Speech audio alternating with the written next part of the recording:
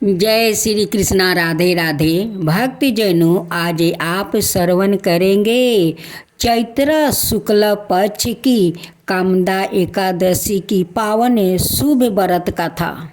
विष्णु भगवान अपना भक्तों पर हमेशा वो कृपा करते रहते हैं।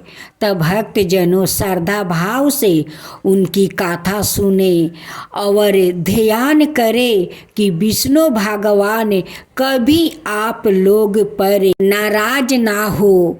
उसलिए उनकी कथा सुने और श्रद्धा भाव से उनकी व्रत करें। बहुत समय पहले पुंडरीक नाम का एक नागों का राज्य था, जहाँ अप्सरा, गंधर्व और किन्नर रहते थे। इन्हीं की अप्सराओं में एक अति सुंदर अप्सरा थी, जिसका नाम ललिता था। वो अपने पति ललित के साथ इस राज्य में वो रहती थी। ललित नाग दरबार में गायक और नर्तक था। ललिता और ललित एक दूसरे से बहुत प्यार करते थे। एक दिन राजा पुंडरीक के दरबार में ककोट का नाम के एक नाग देवता मौजूद थे। ललित को गाने का आदेश देकर राजा पुंडरीक के कोटक के नाग देवता के साथ आनंद ले रहा था। ललित गाने में लीन था, तभी उसे अपनी पत्नी की याद आ गई, जिसकी वजह से उसने भूल हो गई। नाग देवता ने ललित से हुई गलती को पकड़ लिया, जिसके बाद राजा पुंडरीक ने उसे राक्षस बनने का श्राप दे दिया। राक्षस बनने के बाद ललित बहुत बुरा देखने लगा। पति को श्राप मिलने की खबर सुनकर उसकी पत्नी ललिता बहुत दुखी हो गई और अपने पति को इस श्राप से छुटाने के लिए वो चिंता करने लगी। जब ललिता अपने पति को पाप से मुक्ति दिलाने के लिए उपाय ढूंढ रही थी, तब उसे एक मुनि मिले, जिन्होंने ललिता को कामदा एकादशी व्रत के बारे में बताया था। मुनि की बात मानकर ललिता ने उनके आश्रम में कामदा एकादशी का व्रत किया और व्रत से मिलने वाले लाभ से अपने पति को ठीक कर दिया। कामदा एकादशी व्रत के लाभ से ललित अपने पापों से मुक्ति हो गया और पहले की तरह एक सुंदर बन गया और उसके समझ में आने लगी। तब से ही वो तुलसी माता जी की पूजा करने लगी।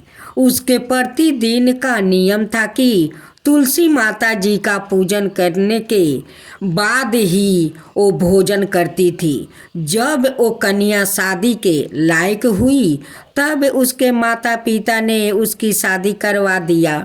कन्या को उसके माता पिता ने दहेज में भी एक तुलसी का गमला दे दिया।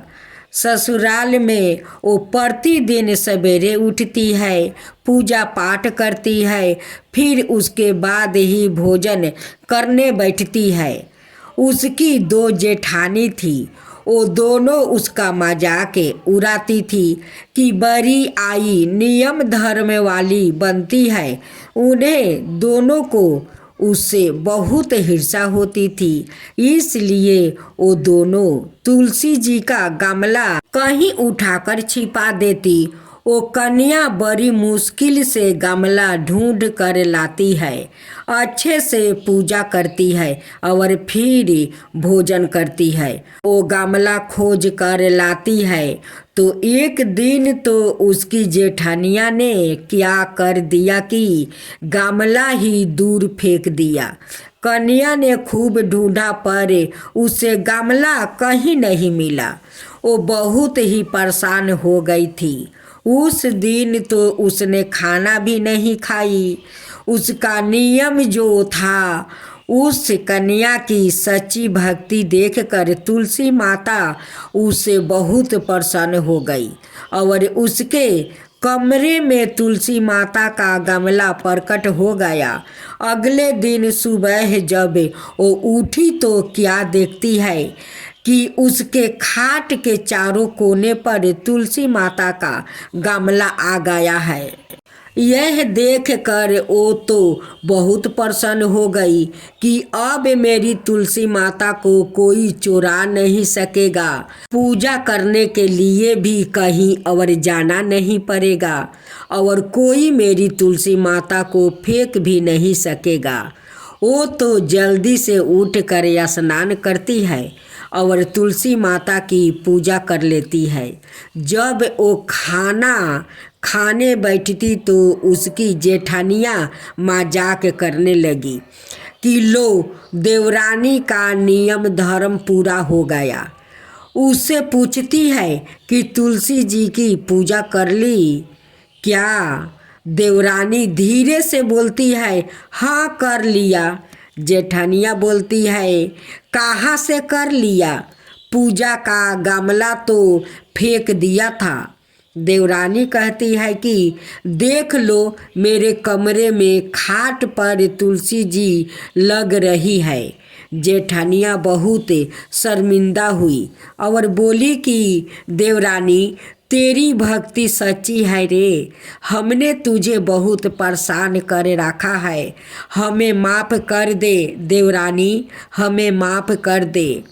उन्होंने जेठानी को माफ़ कर दिया। यह गाथा माता लक्ष्मी की कृपा, धन, समृद्धि और श्रद्धा का महत्व बताती है। सच्चे मन से पूजा करने वाले पर माता सदैव कृपालु रहती है। एक गांव में एक साहूकार रहता था। साहूकार का एक बेटी थी। वह हर रोज पीपल सींचने जाती थी। पीपल के वृक्ष में से लक्ष्मी जी प्रकट होती थी और चली भी जाती। एक दिन लक्ष्मी जी ने साहूकार की बेटी से कही, तू मेरी सहेली बन जा। तब लड़की ने कहा कि मैं अपने पिता से पूछकर कल आऊँगी। साहूकार की बेटी ने घर जाकर अपने पिता को सारी बात कह दिया।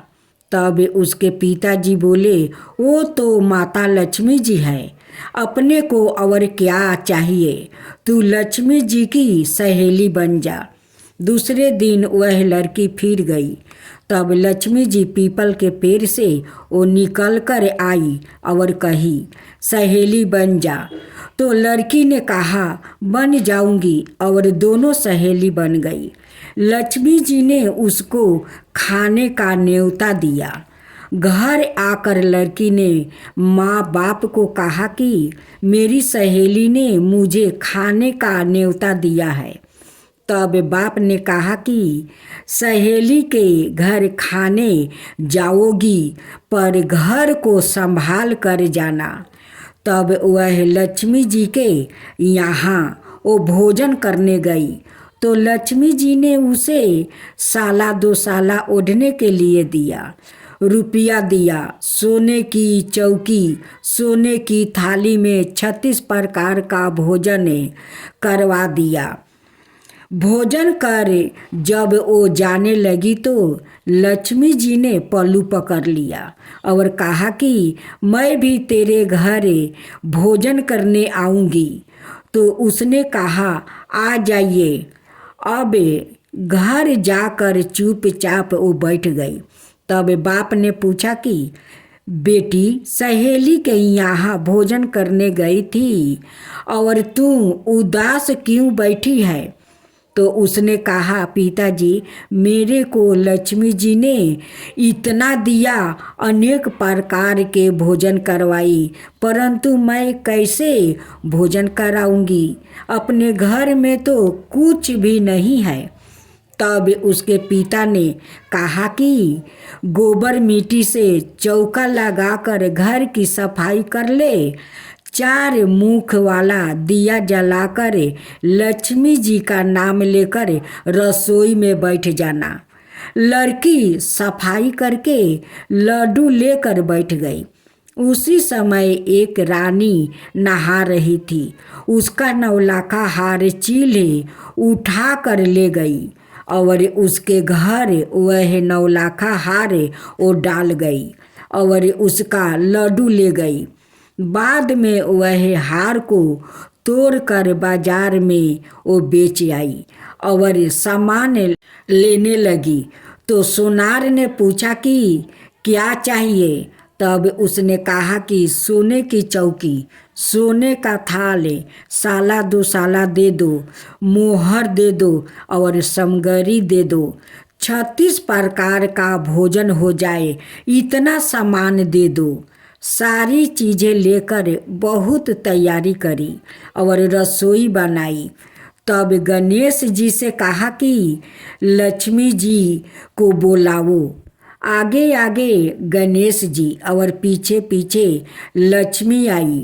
उसने फिर चौकी डाल दिया और कहा कि सहेली चौकी पर बैठ जाओ।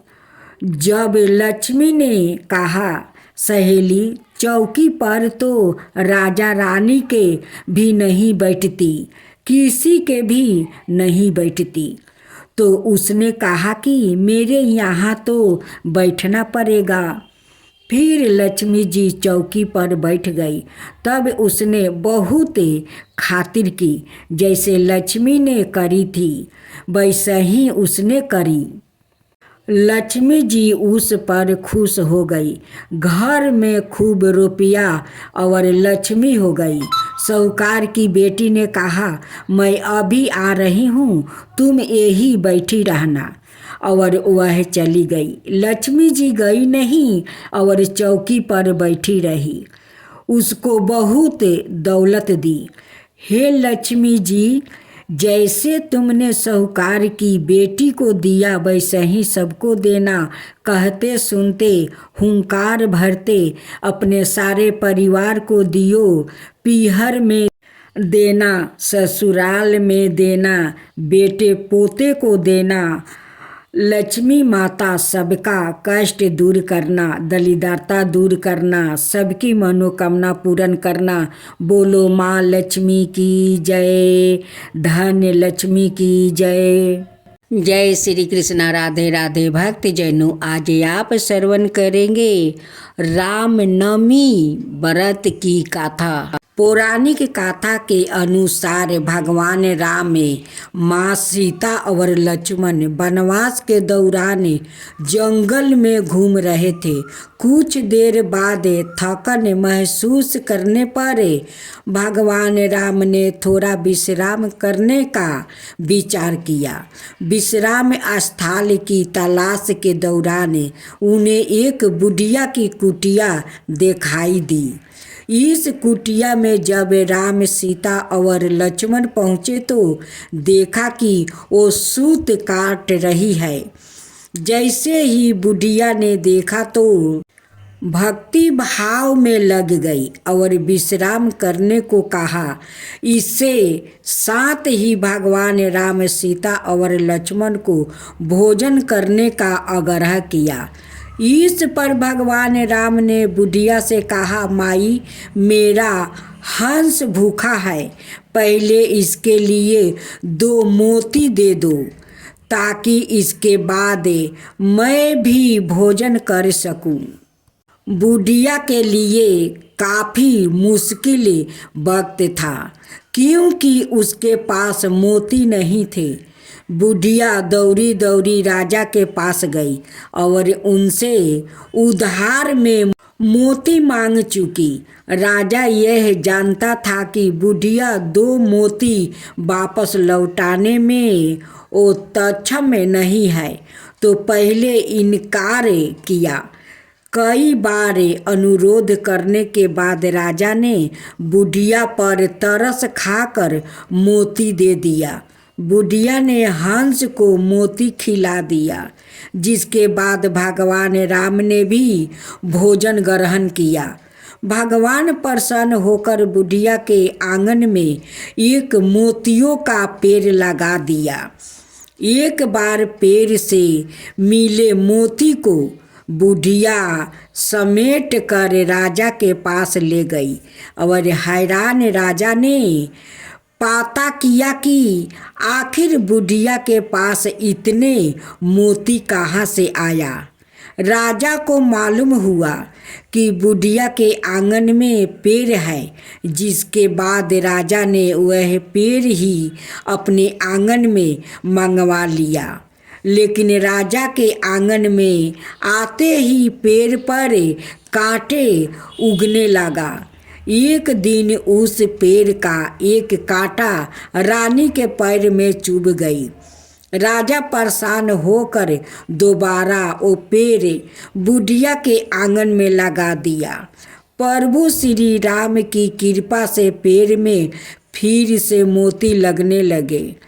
अब जब पेड़ से मोती गिरता, बुढ़िया उसे उठाकर प्रभु के प्रसाद के रूप में सभी को बांट देती थी।